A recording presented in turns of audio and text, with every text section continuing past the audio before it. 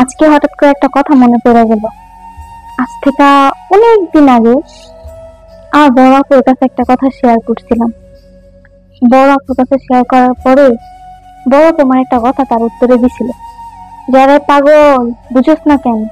পোলা মানুষ বাহিরের বিরিয়ানি যতই খাক, ঘুরে ফিরে কিন্তু ঘরের ভাত খাইবই, টেনশন নাস কেন?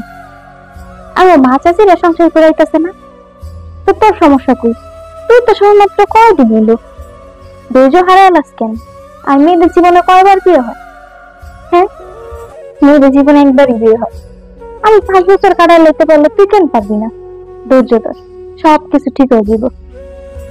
কিন্তু ধৈর্য ধরতেছি, আমি ধৈর্য ধরতে পারলাম না, সেই কথাটাই মনে পড়লো হঠাৎ করে।